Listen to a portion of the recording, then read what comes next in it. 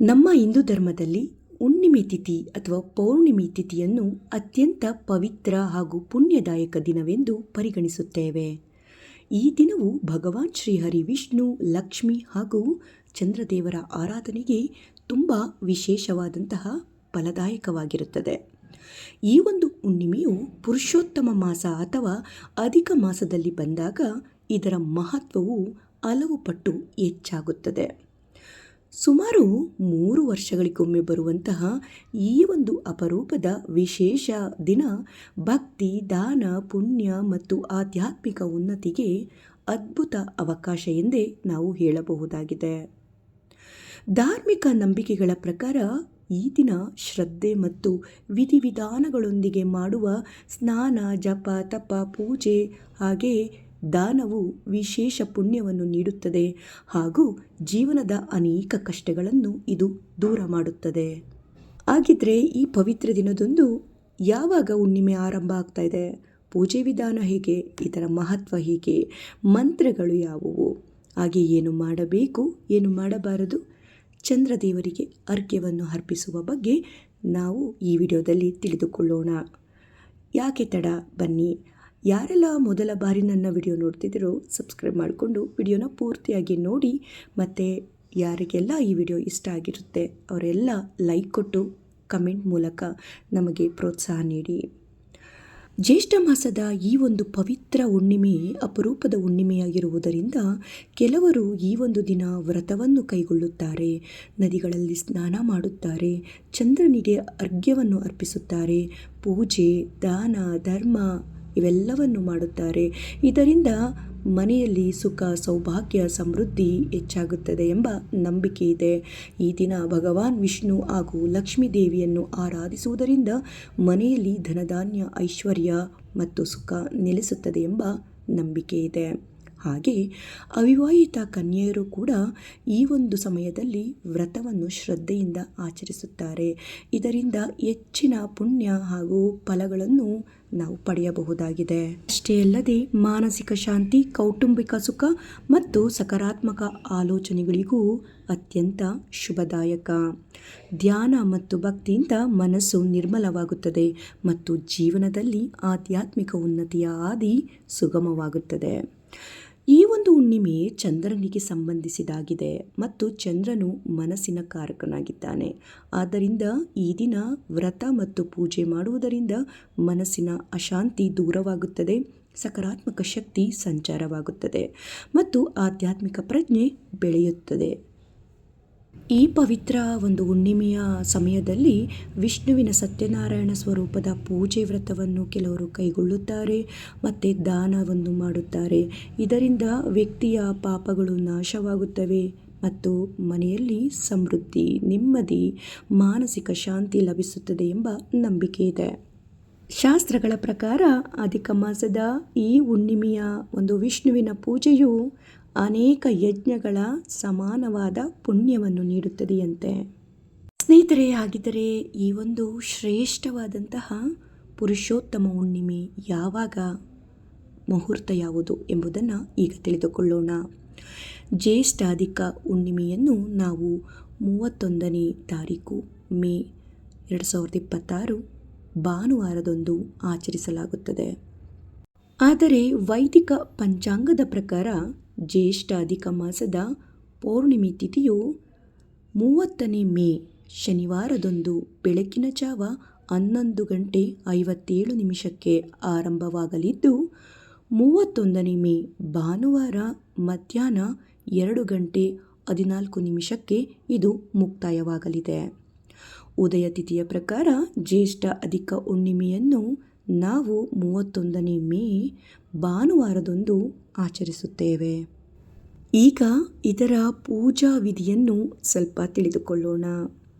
ಈ ದಿನ ಮುಂಜಾನೆ ಬ್ರಹ್ಮ ಮುಹೂರ್ತದಲ್ಲಿ ಎದ್ದು ಸ್ನಾನ ಮಾಡಿ, ಸಾಧ್ಯವಾದರೆ ಪವಿತ್ರ ನದಿಯಲ್ಲಿ ಸ್ನಾನ ಮಾಡಬಹುದು ಅಥವಾ ಗಂಗಾ ಜಲ ಬೆರೆಸಿದ ನೀರಿನಲ್ಲಿ ಸ್ನಾನ ಮಾಡಿ, ಸ್ನಾನದ ನಂತರ ಶುಭ್ರ ಬಟ್ಟೆಗಳನ್ನು ಧರಿಸಿ ಮನೆಯ ಪೂಜಾ ಸ್ಥಳ ಹಾಗೂ ಮನೆಯ ಅಂಗಳ ಮನೆಯನ್ನು ಸ್ವಚ್ಛಗೊಳಿಸಬೇಕು.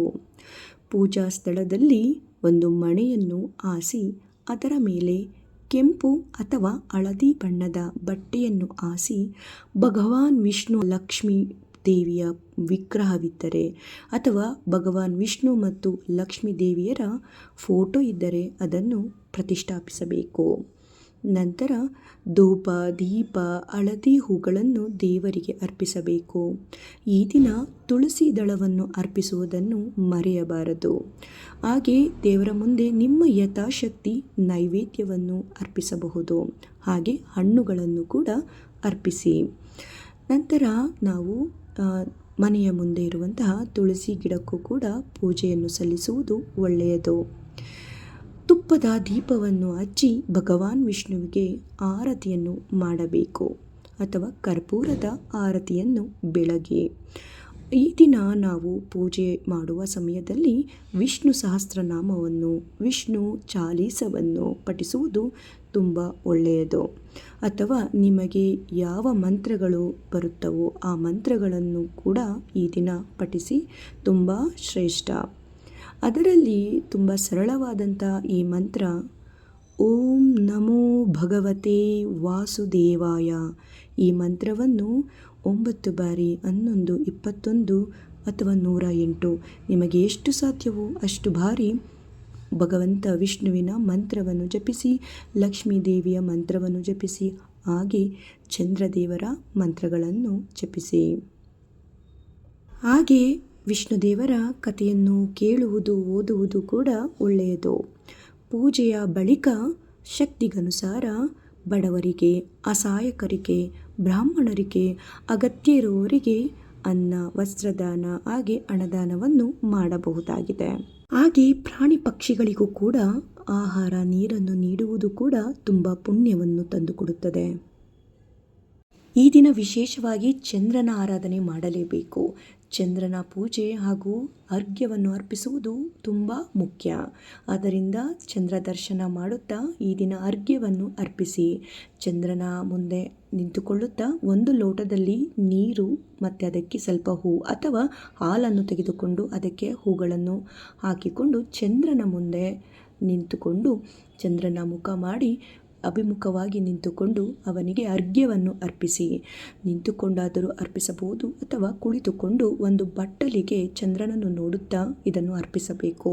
ಅರ್ಪಿಸುವಾಗ ಮೊದಲಿಗೆ ಚಂದ್ರನನ್ನು ಪ್ರಾರ್ಥನೆ ಮಾಡಿಕೊಂಡು ನಮ್ಮ ಮನೆ ದೇವರನ್ನು ನೆನೆಸಿಕೊಂಡು ನಮ್ಮೆಲ್ಲ ಇಷ್ಟಾರ್ಥಗಳನ್ನು ನಾವು ಮನಸ್ಸಿಗೆ ತಂದುಕೊಂಡು ಅವರ ಮುಂದೆ ಏನೆಲ್ಲ ನಾವು ನಮ್ಮ ಕಷ್ಟಗಳಾಗಲಿ ಎಲ್ಲ ಒಂದು ವಿಘ್ನಗಳಾಗಲಿ ದೂರವಾಗಲಿ ಎಂದು ಕೇಳಿಕೊಂಡು ಚಂದ್ರನಿಗೆ ಅರ್ಘ್ಯವನ್ನು ಅರ್ಪಿಸಬೇಕಾಗುತ್ತದೆ. ಅರ್ಪಿಸುವಾಗ ಓಂ ಚಂದ್ರಾಯ ನಮಃ ಅಥವಾ ಓಂ ಸೋಮಾಯ ನಮಃ ಎಂಬ ಮಂತ್ರಗಳನ್ನು ನಾವು ಪಠಿಸುತ್ತಾ ಈ ಒಂದು ಅರ್ಘ್ಯವನ್ನು ಅರ್ಪಿಸಬೇಕು. ಅರ್ಘ್ಯ ಅರ್ಪಿಸುವಾಗ ಎಂದಿಗೂ ಕೂಡ ಅದನ್ನು ಕಾಲಿನಲ್ಲಿ ತುಳಿಯುವುದು ಮಾಡಬಾರದು. ಆದ್ದರಿಂದ ಅದನ್ನು ನಾವು ಒಂದು ಗಿಡಕ್ಕೆ ಅರ್ಪಿಸುವುದು ಒಳ್ಳೆಯದು. ನಾವು ಅಥವಾ ಕುಳಿತುಕೊಂಡು ಅರ್ಪಿಸಿದರೆ ಅದನ್ನು ಒಂದು ಬಟ್ಟಲಿಗೆ 2 ಕೈಗಳಿಂದ ಹಾಕಿ ಅದನ್ನು ಒಂದು ಗಿಡಕ್ಕೆ ನಾವು ಹಾಕಬಹುದು. ನಂತರ ಚಂದ್ರನಿಗೆ ನೈವೇದ್ಯವನ್ನು ನೀವು ಅರ್ಪಿಸುವುದಾದರೆ ಪಾಯಸವನ್ನು ಮಾಡಿ ಚಂದ್ರನ ಬೆಳಕಿನಲ್ಲಿ ಸ್ವಲ್ಪ ಹೊತ್ತು ಇಟ್ಟು ನಂತರ ಕುಟುಂಬದ ಜೊತೆ ಸೇರಿ ಪ್ರಸಾದವಾಗಿ ಸ್ವೀಕರಿಸಬಹುದಾಗಿದೆ. ಹಾಗೆ ಈ ಒಂದು ಹುಣ್ಣಿಮೆಯಲ್ಲಿ ದಾನ ಮಾಡುವುದಾದರೆ ಚಂದ್ರನ ಒಂದು ಹೆಸರಿನಲ್ಲಿ ಅಕ್ಕಿ, ಹಾಲು, ಮೊಸರು, ಸಕ್ಕರೆ, ಬಿಳಿ ಬಟ್ಟೆಗಳಂತಹ ವಸ್ತುಗಳನ್ನು ದಾನ ಮಾಡಬಹುದಾಗಿದೆ. ಇದರಿಂದ ಚಂದ್ರದೇವನು ಪ್ರಸನ್ನನಾಗುತ್ತಾನೆ. ಮನೆಯಲ್ಲಿ ಧನಾತ್ಮಕ ಶಕ್ತಿ ತುಂಬುತ್ತದೆ. ಮಾನಸಿಕ ಶಾಂತಿ, ನೆಮ್ಮದಿ ಲಭಿಸುತ್ತದೆ. ಕೊನೆಯದಾಗಿ ಈ ದಿನ ನಾವು ಏನು ಮಾಡಬೇಕು, ಏನು ಮಾಡಬಾರದು ಎಂಬುದನ್ನು ನೋಡುವುದಾದರೆ ದೇವರ ಆರಾಧನೆ ಬಹಳ ಮುಖ್ಯ. ಈ ದಿನ ತಪ್ಪದೇ ದೇವರ ಆರಾಧನೆ, ಪ್ರಾರ್ಥನೆ ಆಗಿ ವಿಷ್ಣು ಲಕ್ಷ್ಮಿಯರ ಮಂತ್ರಗಳನ್ನು, ಚಂದ್ರದೇವರ ಮಂತ್ರಗಳನ್ನು ಪಠಿಸಿ. ಸಾಧ್ಯವಾದರೆ ಚಂದ್ರದೇವರಿಗೆ ಅರ್ಘ್ಯವನ್ನು ಅರ್ಪಿಸಿ. ಹಾಗೆಯೇ ಗುರು ಹಿರಿಯರು, ತಂದೆ ತಾಯಿಯರ ಆಶೀರ್ವಾದವನ್ನು ಪಡೆಯುವುದು ಒಳ್ಳೆಯದು. ಹಾಗೆ ಗಿಡ ಮರಗಳನ್ನು ಕಡಿಯಬೇಡಿ. ಪ್ರಾಣಿ ಪಕ್ಷಿಗಳಿಗೆ ಸಾಧ್ಯವಾದಷ್ಟು ಆಹಾರವನ್ನು ನೀಡಿ. ಬಡವರಿಗೆ, ಅಸಹಾಯಕರಿಗೆ ದಾನವನ್ನು ಮಾಡಿ. ನಿಮ್ಮ ಯಥಾಶಕ್ತಿ ದಾನವನ್ನು ಮಾಡಬಹುದಾಗಿದೆ. ಹಾಗೆ ಮುಖ್ಯವಾಗಿ ತಾಮಸಿಕ ಆಹಾರದಿಂದ ದೂರವಿರಿ. ಸಾತ್ವಿಕ ಆಹಾರವನ್ನು ನೀವು ಸೇವಿಸುವುದು ಒಳ್ಳೆಯದು. ಹಾಗೆ ಯಾರೊಂದಿಗೂ ಕೂಡ ವಿವಾದ ಮಾಡಬೇಡಿ, ಕಠೋರ ಪದಗಳನ್ನು ಬಳಸಬೇಡಿ. ಮನಸ್ಸಿನಲ್ಲಿ ಸಕಾರಾತ್ಮಕ ಆಲೋಚನೆಗಳನ್ನು ಇಟ್ಟುಕೊಳ್ಳುವುದು ಒಳ್ಳೆಯದು. ಹೆಚ್ಚಿನ ಸಮಯವನ್ನು ದೇವರ ಸ್ಮರಣೆಯಲ್ಲಿ, ಮಂತ್ರಗಳಲ್ಲಿ, ಭಜನೆ ಕೀರ್ತನೆಗಳಲ್ಲಿ ಕಳೆಯಿರಿ. ಮನಸ್ಸಿನ ಸ್ವಚ್ಛತೆ, ಮನೆಯ ಸ್ವಚ್ಛತೆ, ನಮ್ಮ ಸುತ್ತಮುತ್ತಲಿನ ಪರಿಸರದ ಸ್ವಚ್ಛತೆಯನ್ನು ಕಾಪಾಡಿಕೊಳ್ಳುವುದು ಕೂಡ ಅತ್ಯಗತ್ಯ. ಲಕ್ಷ್ಮೀ ವಿಷ್ಣುವಿನ ಅನುಗ್ರಹ ಹಾಗೆ ಚಂದ್ರದೇವರ ಕೃಪೆ ಎಲ್ಲರ ಮೇಲೆ ಸದಾಕಾಲ ಇರಲಿ ಅಂತ ಕೇಳ್ಕೊಳ್ಳುತ್ತಾ, ಈ ಒಂದು ಪುರುಷೋತ್ತಮ ಹುಣ್ಣಿಮೆಯು ಎಲ್ಲರಿಗೂ ಶುಭವನ್ನೇ ಉಂಟು ಮಾಡಲಿ. ವಿಡಿಯೋ ಇಷ್ಟ ಆಗಿದರೆ ಲೈಕ್ ಕೊಡೋದನ್ನು ಮರಿಬೇಡಿ. ಯಾರೆಲ್ಲ ಮೊದಲ ಬಾರಿ ನೋಡ್ತಾ ಇದ್ದೀರೋ ಸಬ್ಸ್ಕ್ರೈಬ್ ಮಾಡಿಕೊಂಡು ಹಾಗೆ ನಿಮ್ಮ ಫ್ಯಾಮಿಲಿ ಫ್ರೆಂಡ್ಸ್ಗೆ ಶೇರ್ ಮಾಡಿ. ಮತ್ತು ನಿಮ್ಮ ಅನಿಸಿಕೆಗಳನ್ನು ನನಗೆ ಕಮೆಂಟ್ ಬಾಕ್ಸಲ್ಲಿ ತಿಳಿಸೋದನ್ನು ಮರಿಲೇಬೇಡಿ. ಇಂತಹ ಭಕ್ತಿಪೂರ್ವಕ ವಿಡಿಯೋಗಳಿಗಾಗಿ ನನ್ನ ಚಾನಲ್ನ ಫಾಲೋ ಮಾಡ್ತಾಯಿರಿ. ನಮಗೆ ನಿಮ್ಮ ಬೆಂಬಲ ತುಂಬ ಮುಖ್ಯ. ಮತ್ತೊಂದು ಒಳ್ಳೆಯ ವಿಚಾರದೊಂದಿಗೆ ಮತ್ತೆ ಭೇಟಿ ಮಾಡೋಣ. ಧನ್ಯವಾದಗಳು. ಓಂ ನಮೋ ಲಕ್ಷ್ಮೀನಾರಾಯಣಾಯ ನಮಃ. ಹರಿ ಓಂ.